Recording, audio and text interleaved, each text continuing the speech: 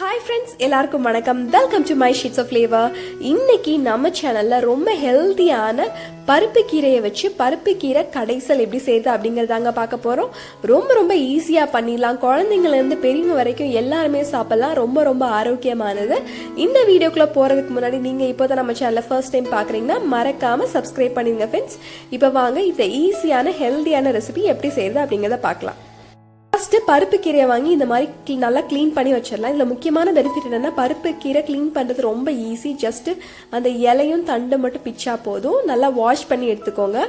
2 தக்காளி, 10 சின்ன வெங்காயம், ஒரு 50 கிராம் துவரம்பருப்பு, 3 பச்சை மிளகாய் எடுத்திருக்கேன்.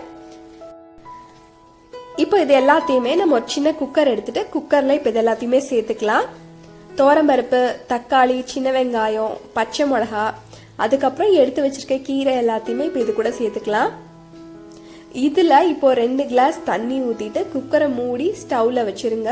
ஆன் பண்ணி ஹை ஃப்ளேமில் வச்சு நல்லா விசில் வந்ததுக்கு அப்புறமா சிம்மில் வச்சு ஒரு 10 நிமிஷம் கழிச்சு நம்ம திறந்து பார்க்கலாம்.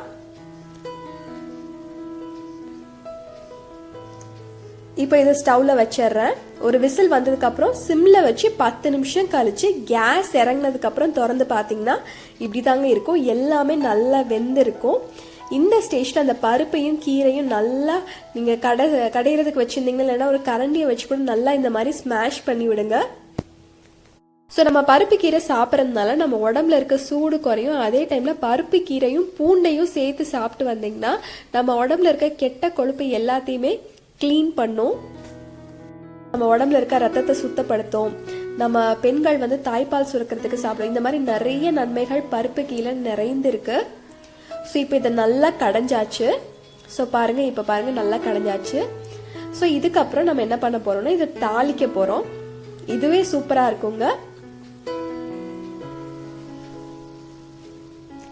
ஸோ ஒரு வடைச்சட்டியில இல்லைன்னா தாளிக்கிற பேன்ல 2 ஸ்பூன் எண்ணெய் ஊத்திட்டு எண்ணெய் காஞ்சதுக்கு அப்புறமா கடுகு உளுந்த பருப்பு போட்டுக்கோங்க.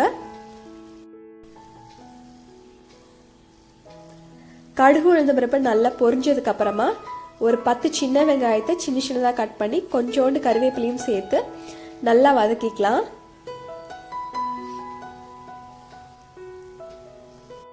இப்போ இதை நல்லா வதங்கினதுக்கு அப்புறமா இதை நம்ம கடைஞ்சி வச்சிருக்க பருப்பு கீரையில சேர்த்துக்கலாம். உப்பு நீங்க நல்லா கடைஞ்சதுக்கு அப்புறமா இந்த ஸ்டேஜ்ல இது கூட உப்பு சேர்த்துக்கோங்க. நீங்க முன்னாடியே சேர்த்துட்டீங்கன்னா நமக்கு எவ்வளவு அளவுன்னு தெரியாது. ஸோ கடைஞ்சதுக்கு அப்புறமா அதுக்கு எவ்வளவு உப்பு தேவையோ அதுல நீங்க சேர்த்துக்கோங்க. நான் ஆல்ரெடி உப்பு சேர்த்துட்டேன் இதுல. ஸோ இப்போ தாளிச்சதையும் போட்டு நல்லா மிக்ஸ் பண்ணிக்கோங்க. சூப்பர் டேஸ்டா இருக்கும் பருப்பு கீரை.